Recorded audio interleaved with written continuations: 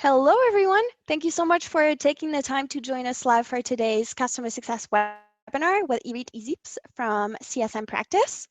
My name is 𝘦𝘹𝘦𝘦𝘠𝘪𝘷𝘦, and I'm the Manager of Marketing here at 𝘦𝘹𝘦𝘦𝘠, where we provide customer success managers with a platform that they need to retain and grow their customers at scale. So I'm really thrilled to be hosting today's webinar with our very good friends over at CSM Practice. 𝘧𝘧𝘦𝘱𝑗𝑒𝑃S is the CEO of CSM Practice, which is a boutique consulting firm specializing in outsourcing services for customer success operation management.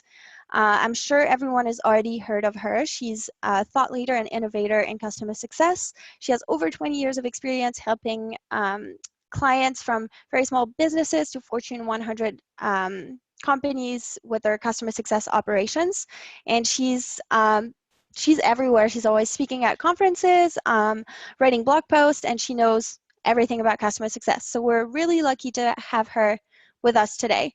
And this is actually not the first webinar that we're hosting with 𝘧𝘧𝘦𝘱𝑗𝑒𝑃S. We always get such a positive response that we keep on asking her to come back, and luckily for us, she really likes to share her incredible wealth of knowledge with the community. So we're back today for an exciting session about how to capture business outcomes during a QBR.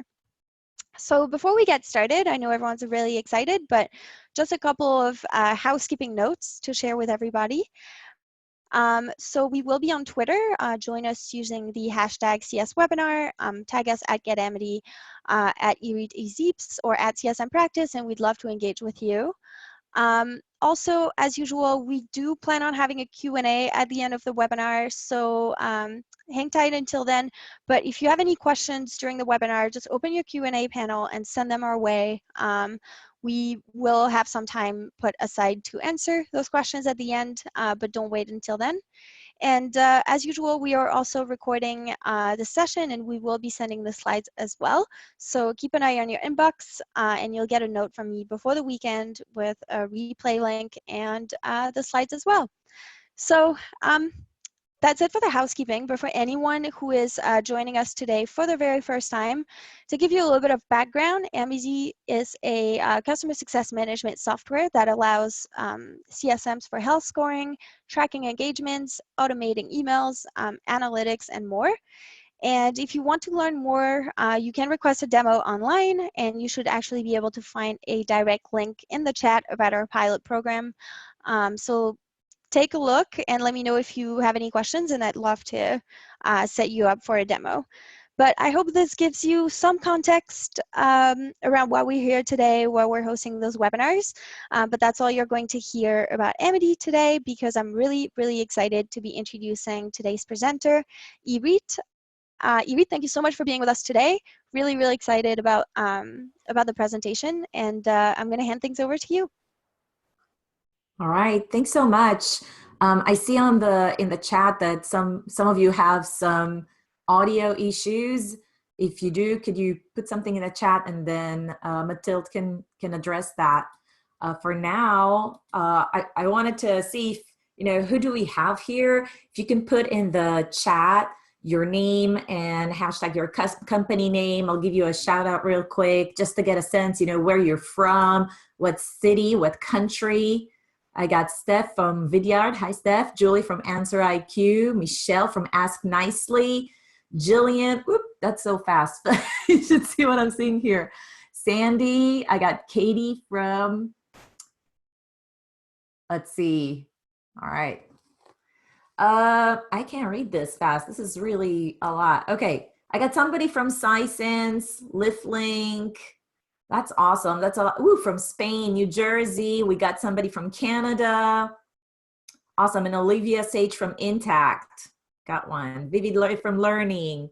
Sarah from Udemy. I hope I didn't butcher that. Rachel from Wisconsin at Montage. Awesome. Thanks, guys. Well, super excited now. I hope that you can see each other's comments. So the goal today is not just to listen to me.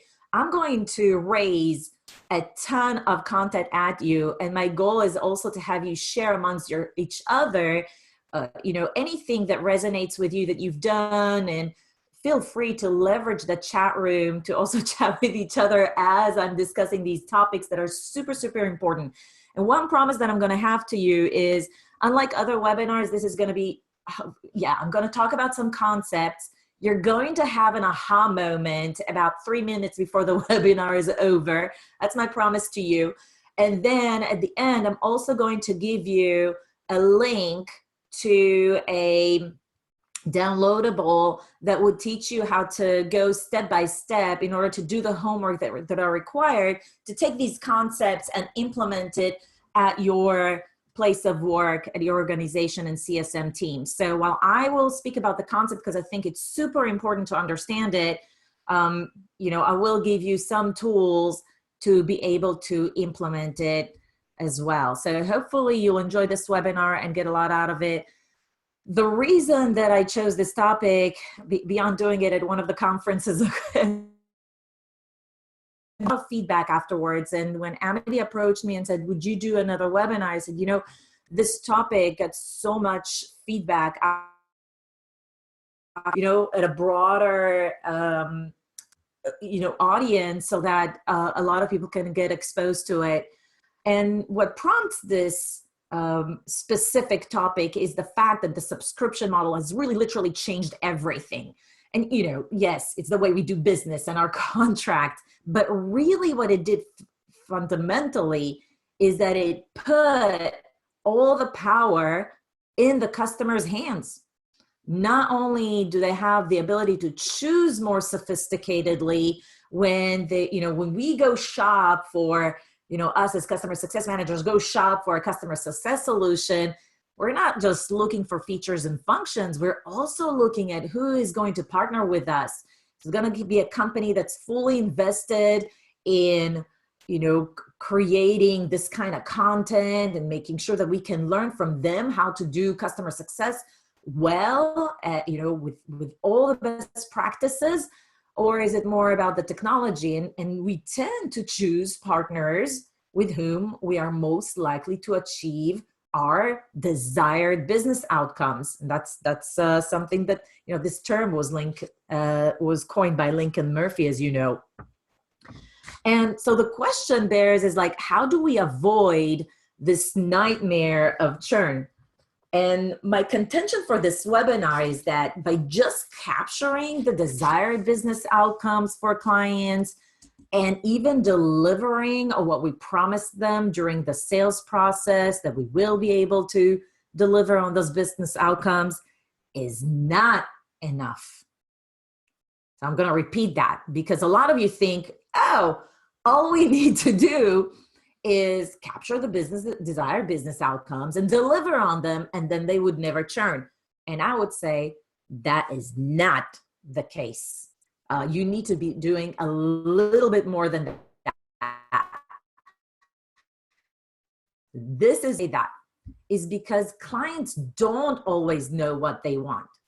Think about yourself when you're shopping for a CS solution. Do you know all the playbooks? Do you know you know how to do a health score? Do you know, you don't all know everything. So the pie is distributed as follows. There's some things that your clients know that they know. They know what, you know, if you put yourselves in their shoes, you know what a CS software is supposed to be doing. Maybe there's some things you know that you don't know, like you know that you don't know how to calculate a health score properly, but then you rely on the vendor to tell you that. But I tell you, there's some things that clients don't know that they don't know.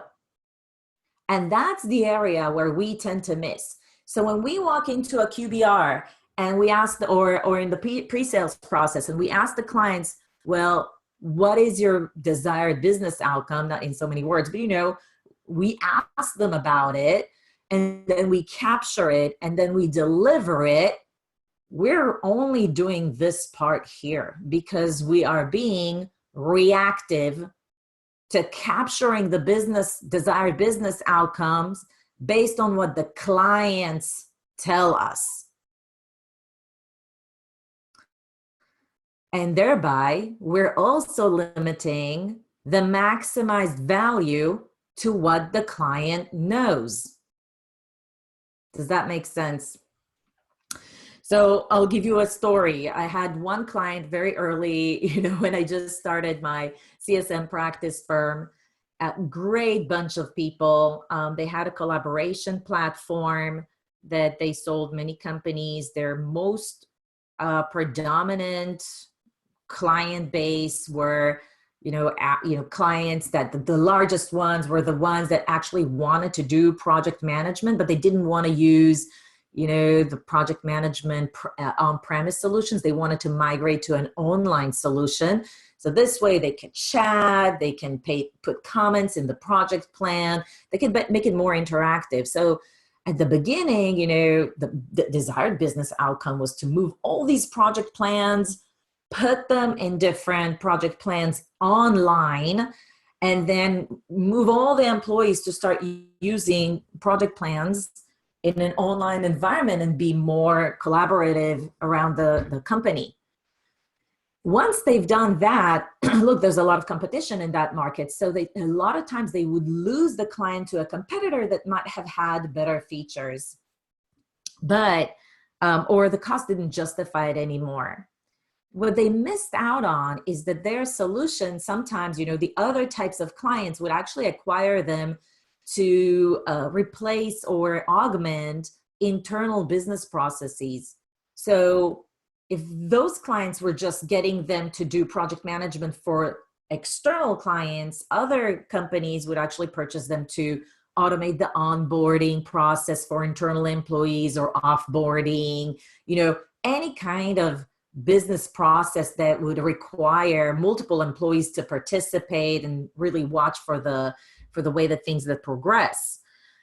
And what they failed to do is after they finish the first desired business outcome, they've never had sort of like a slide or a QBR to, if you will, open the buffet or plant additional seeds for additional business outcome ideas and say, hey, we know you only use this to manage projects with your customers, but did you know that most of the other customers are actually using this to improve their internal business outcome, their internal business processes. And these are the kind of business processes that we can do for you. And so to really maximize the value for our clients, we need to take a pause and think about how can we plant additional seeds of ideas for more business outcomes that they can gauge with us, because this is really the gist of being on the forefront of whatever your company is specializing in. Look, your clients are going to partner with those that they believe can add the most value to them. Mathilde, do we have any questions so far? No questions so far. Awesome. Okay, A lot of... so let me dig into what this really means. So how does this fit into success plans playbook? Because for us, typically to implement and make sure we execute on a desired business outcome, we need to create what we call a success plan. Now, the success plan playbook has 3 parts, just like in the Army. I did the Army when I was 18. Everything in the Army, you go on a drill, you do whatever, everything is 3 parts. So I too decided to, carve the success plan into 3 main perspectives. First, and that's the area where I don't see a lot of CSMs do, this plant ideas. And this is important. I'll explain why. But then once we plan and sort of like open the buffet of ideas and share the different things that they can do with us, we then need to ask the client, what of that resonates with you and seems like something that would have an impact on your organization. And if there's multiple things, we need to help them decide on priorities and help them think through, if we did implement that, how do we prove value? Whenever they choose to do more with you, they need to dedicate more time and resources and maybe even funds for additional services. So we better be very equipped in letting them understand how they can prove value internally. And obviously we then need to support them with value. So once the success plan is fully executed, this is where this stage is. Now, planting ideas also helps in increasing the perceived value. And what that does is, even though at the end of the process, each time and time again, when the success line is only picking a certain amount of ideas from all the ideas that you could give them, so we only actually realizing partial, we always want to increase the perceived value.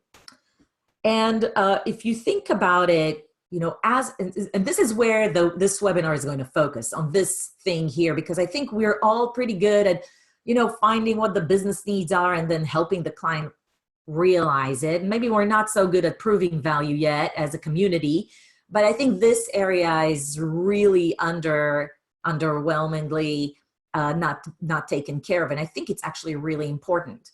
And so we want to focus on opening a buffet of ideas for possible use cases in order to maximize the value and the opportunities to maximize the value in order to help our clients really develop a long-term vision with us. A while back, I did a discussion panel with David Reiling from Zuora, who was their VP Customer Success back in February 2017. And he shared that oftentimes when a customer was at risk, if the CEO flew in and talked to their CEO, all of a sudden the client did not churn. Now, let me tell you, when the CEO flies to see the other CEO, he's not implementing a success plan, right? He didn't add any value, didn't prove value. All he did, most probably, is expand the perceived value, okay? This is why this is critical. A lot of times, clients won't churn if their perceived value is big enough. So in this webinar, I'm going to show you how to develop a long-term vision with your clients that has an increased perceived value so that you can mitigate churn even though the realized value is much lower. Hey, Reed. We actually have a great question here around planting that seed and those ideas. Alberto is wondering, when is the right time to do that? Good question. So obviously we almost always, if you have a good sales process, you almost always do it before the customer even onboards. But even after, think about your clients that have been with you for 2, 3, 4, 5 years. Whatever you sold them on, their business has changed drastically since then, most likely, especially if they are a high growth company, and even if they're not. So their business needs or focus changes every year. What you want to do is, at least at the beginning of the year for your lower segment, and certainly once a quarter for your higher segment of accounts, ask, you know, what has changed, and raise the possible use cases conversation in a QBR with them or an EBR with them periodically. Awesome. Thanks for answering that. Mm-hmm. Any other questions? We do have some questions around how to plant that seed, but I believe that's what the rest of the webinar will be covering. So they're asking about the how? Exactly. Okay, I'm going to show you 3 ways that you can use, or 3 methods to maximize perceived value and plant those seeds and open the buffet and all that jazz. Okay, so I call them effective perceived value conversations that every CSM should know how to manage and conduct with clients. And the reason is not only to open the ideas, but like I said, also help them understand priorities. And because, you know, when you open the buffet, they might want to do a lot of stuff. So you also need to help them put it in the right framework. So I like to think about 3 ways that you can slice and dice the use cases and present it to customer in a regurgitatable way. First, the business processes. Second, use cases by customer attributes, and we typically see by industry or by size, and I'll get to that in a minute. And then a maturity scoring model is also actually very, very helpful in helping clients not only understand where they are versus other customers, but also get an enrollment conversation around, what is it that they want to do and where do they want to be.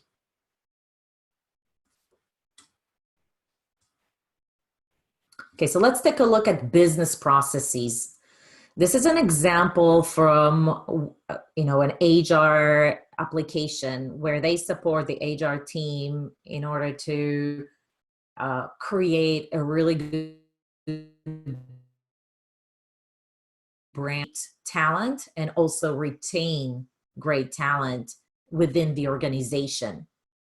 And what happens is for every HR department, there's a few core competencies that they support within the organization in order to achieve their strategic goals, which is retain and attract the best talent.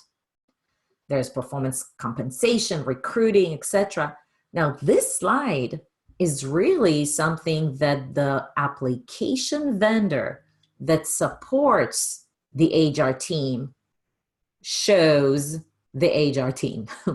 It's not, so you could see that what they've done is they outline the different core competencies, and for each, they gave a couple of examples of how they can support them for each core competency in internal business processes. What you don't see in here are features and functions.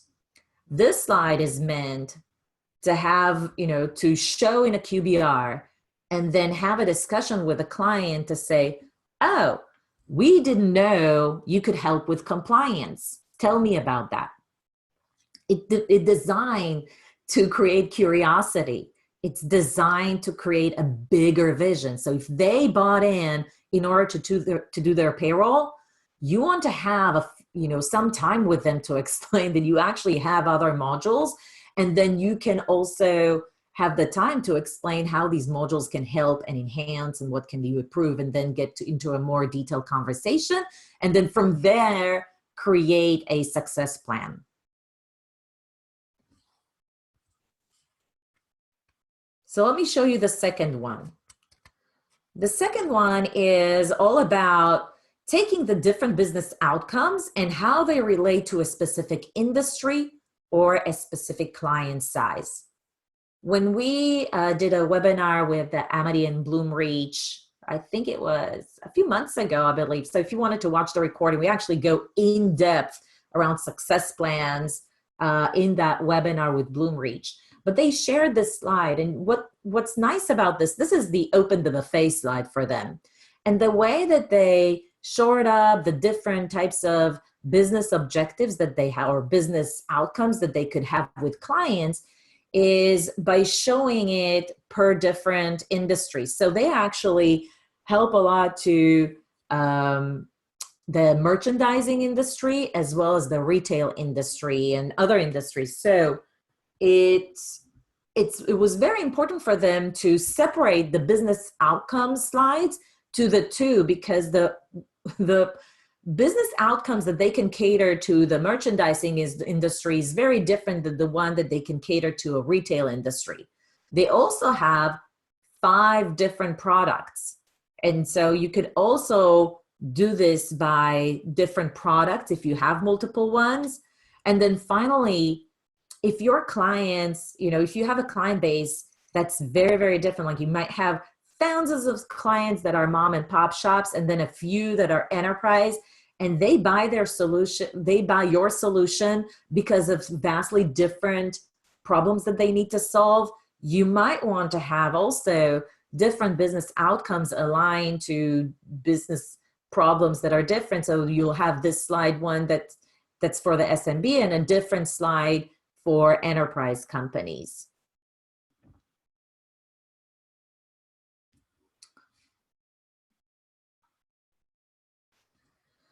Finally, we want to help our clients to prioritize what are the proper business outcomes that they want to focus on this year, this quarter, based on maturity score. As you know, CSM practice helps a lot with CS operations. So a lot of the times we sit down with our clients and say, where are you with your ability to create enablement templates, etc., for the CSM team? And so we created a maturity scores where we can sit down with our clients and say, okay, how are you doing on documentations, and where do you want to be by the end? Where is it realistic for you, if you did get help, to be at the end of the year? And this is from an actual client, and you could see how they're very cautious about how far they can stretch it in 1 year or 1 quarter, but it helps them think through themselves. They can also see where a truly mature customer is at. At this point, if you develop one for your company, and your customers, what you will see is that your customers will have a better appreciation for you as a thought leader in this space, because now you really know their domain. You help them think through the different aspects of what they need to develop. And when I show this slide, sometimes, at least at the conference where I showed this, one of the members of the audience asked me, well, isn't it a little dangerous to ask a client or score a client? Wouldn't I be insulted if you gave them a 3? And I actually said, we don't score our clients. We give them this blank, and we ask the team to sit down. We print it. Ask them, where does each of you think you're at? And they score themselves.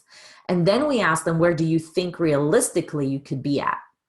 And then they score themselves again to where they want it. So they define the current situation and they define the goals. We don't do it for them. So we avoid that specific risk right off the bat. If there are any questions about any of the 3 ones, now is a great time to ask. We do have some questions around all 3 methods, just generally the idea of planting that seed and those ideas. A question here is, how do you go about all of this if your client sees you and your company as a vendor rather than a trusted advisor? Like, how can you go about planting that seed and having them be receptive? Well, the whole idea of being a customer success manager is to develop that trusted advisor relationship. I think professional services and support are not in a great position to do that. But a CSM that comes to a QBR, and among everything else, starts displaying these kind of slides, you're actually, if you look at every one of them, I don't have a single feature here. It's all about the business. And it also showcasing to them how you can be a trusted advisor to them. So this is actually how you build a trusted advisor relationship. If you have these kind of slides, or even, then that's where you start creating that shift. Mm-hmm. Good question. Yeah, and we have some other questions around how to deal with customers who might be not want to go ahead and implement your ideas. Right. I think that kind of goes with it, but do you have anything specific? For instance, here a question from Mo is, some clients don't see the need for implementing your idea, and even if they're not open to those new ideas, what do you recommend doing with them? Okay, so let's park this question at the end because I actually have an answer for this. Mm-hmm. Time's sake as well, is just to get a sense of vote so you could see where everybody is. The first question that I have for you, out of the 3 outcome methods that we suggest, that I suggested to you, which one resonated the most? You should see the poll now, right, Mathilde?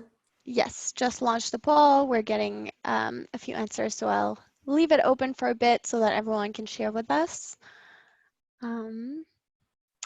Can you see the results as well? I think everyone is still voting. We'll give them. Yeah, I don't see the results. Sounds good. Let's get 10 more seconds.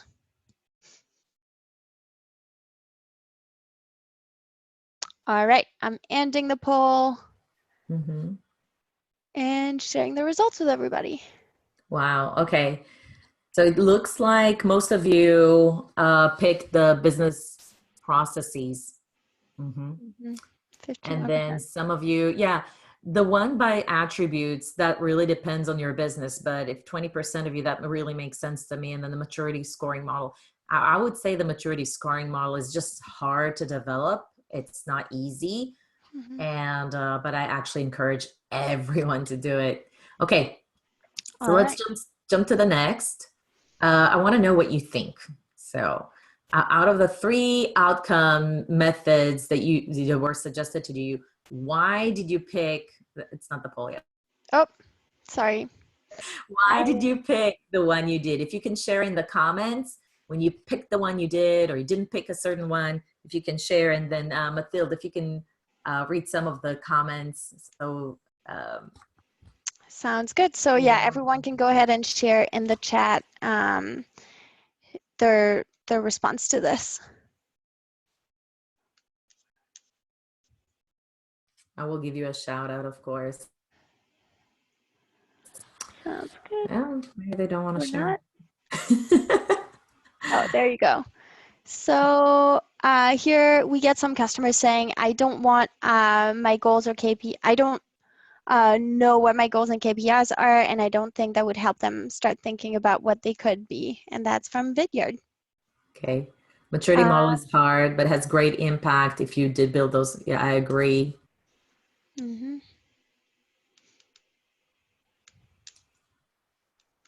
Okay, so we got Erin Seaford from, what customer attribute resonate to me because I work with some usually large customers in our company, and they are particularly concerned about how we handle these things for their size.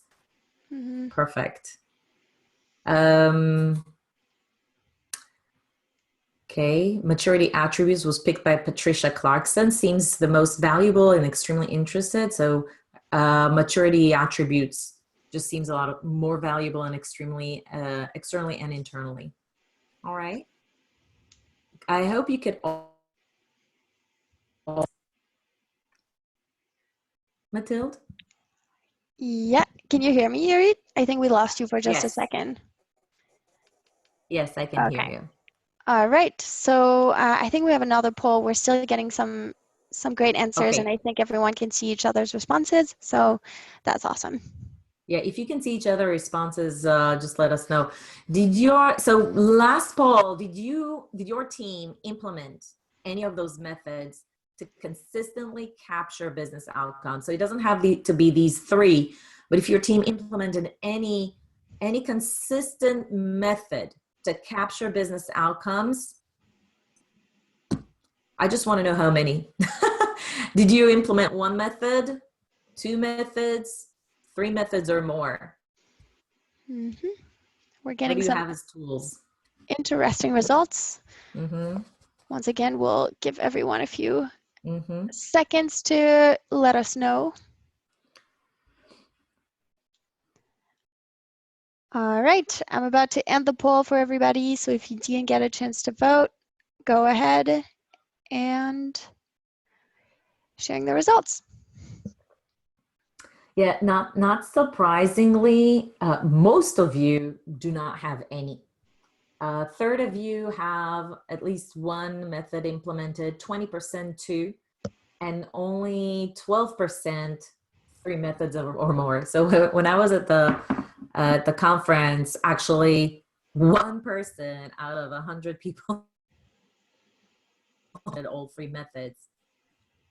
And a lot of times, people tend to and implement it. Your aha moment for today is that you want to do your best efforts to implement all 3. And here's why. You're going to have probably quarterly or meet with your customers multiple times during the year.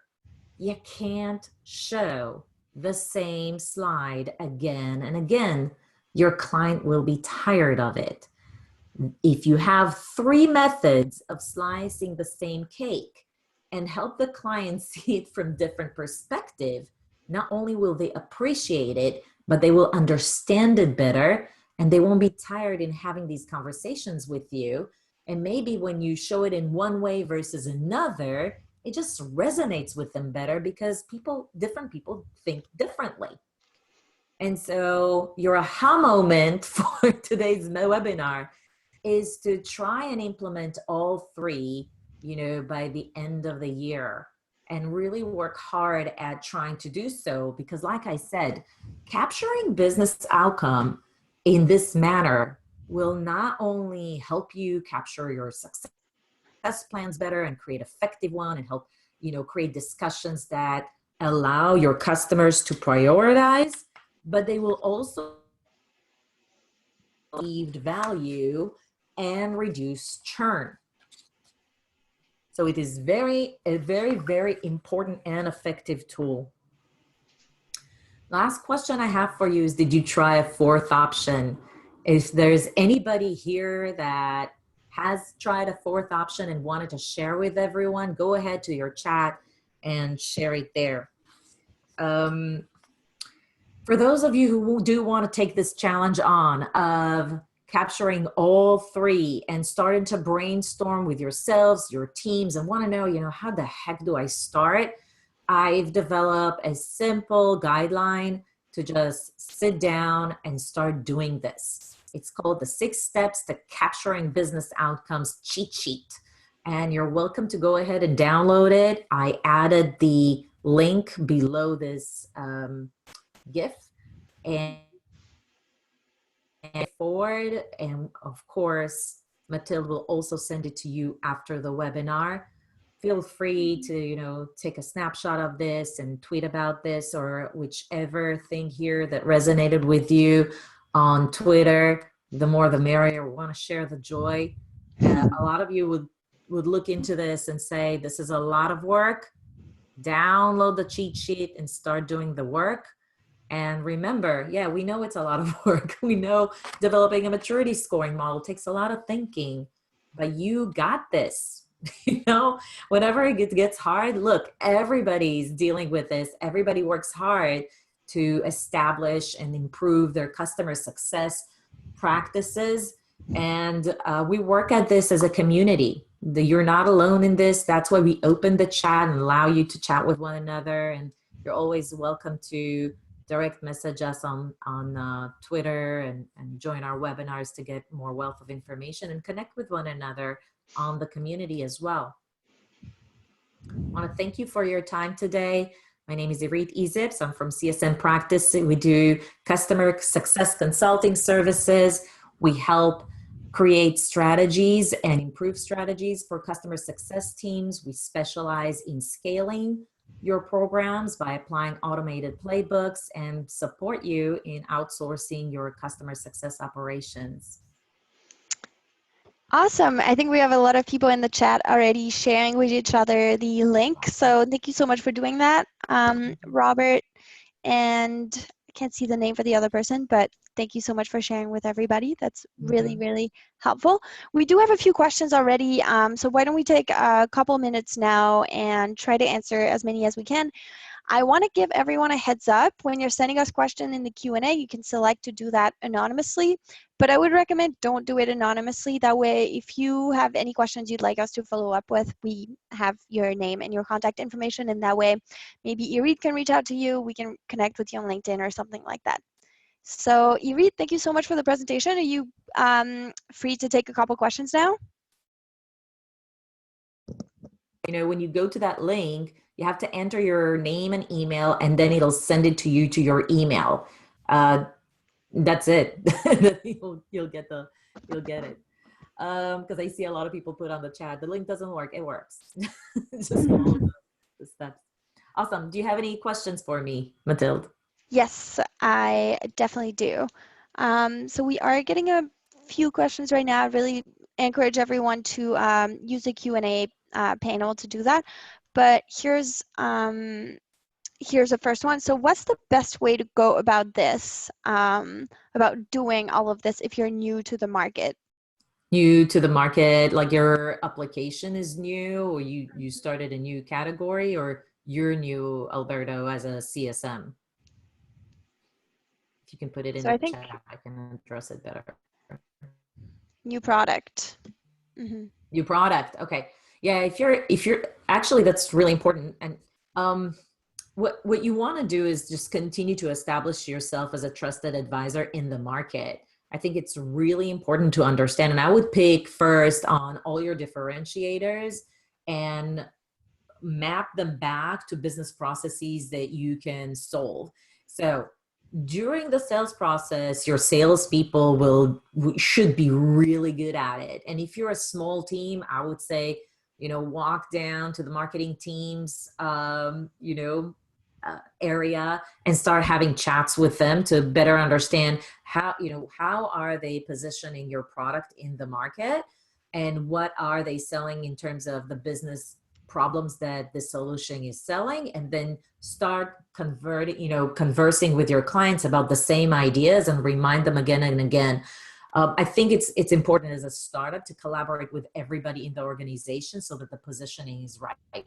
Now, as a CSM, since this is a new product, maybe you could also help your marketing team also understand what other things do your clients ask you to do with the solution, and continue this conversation. So I think you have a critical role when you're in a new startup as a CSM to help develop what those business outcomes could be. Awesome.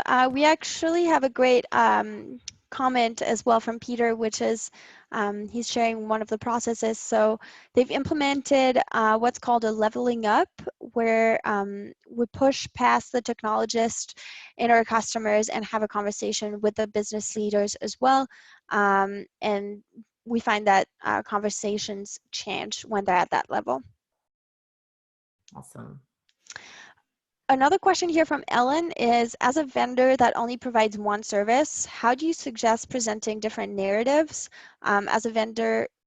Oh, that was it. That was a double question. There you go. So suppose that you only provide one service. Let's say it's, I don't know, I don't have an example here, but it's just one service that you provide. You need to think about your expansion opportunity. Is it with more users in other departments, or it's more lines of business? So usually the business outcomes relate to using your service more in depth or more in expansion. And when you think about how can you create that conversation, then your slides become much, much easier to think through it, because the whole point is just to open a buffet of idea for an expansion. If it's not licensees, maybe they consume more of your service. Maybe they're just doing it for one department. Maybe there's other departments that can use your service. If it's just for one department, maybe there's an advocacy option. I'm really not very familiar, but I think it's something that you need to talk through to think about, what is really the value that the solution can bring, and how are we creating expansion opportunities out of that. That should give you some sense. Awesome. We have another good comment here from Carla, which is quarterly meetings are to discuss the customer success. So if they are where they envision where they want to be, and if they are already where they want to be, then it's about setting new goals. Do you agree with that? Yes, absolutely. So all these slides are great to incorporate in the QBR, and they should help you to enforce these conversations so that, yes, we can show them where they are now, but these slides should facilitate the discussion of where they want to be. Awesome. I think we're out of time, unfortunately, but Irit, I really want to thank you so much for spending this time with us and sharing those slides with us. I think we got a lot of really good comments in the chat as well, so I hope everyone found it very insightful. Quick reminder, we will be sending the recording and the slides tomorrow, and so check your inbox, and there will be a link to download this resource as well that Irit shared earlier. Awesome. All right, so guys. Yeah, but I think that's it for me. But as usual, I think you're pretty open to people connecting with you on LinkedIn or Twitter. So if anyone comes up with a question, I'm sure you'd like to connect with them as well. Absolutely. Go ahead and tweet me or connect with me on LinkedIn. Happy to stay in touch. Thank you so much, Scott Barrett. Yeah, thanks everyone. Everyone's putting in really, really nice comments in the chat. So Yeah. thank you so much. But thank you. I wish I had 2 more hours. Thanks, Alberto. You rock too. Thank you so much, everybody. Awesome. All right, so I'm gonna Thanks, Ellen. close the webinar, but thank you so much, everyone. And Irit, thank you so much again. And I'm sure we'll do this again at some point this year. So. All right, guys, if you enjoyed the webinar, please give us a shout out on Twitter. Really appreciate it. Awesome. Thanks, everybody. Have an awesome day. Bye, guys.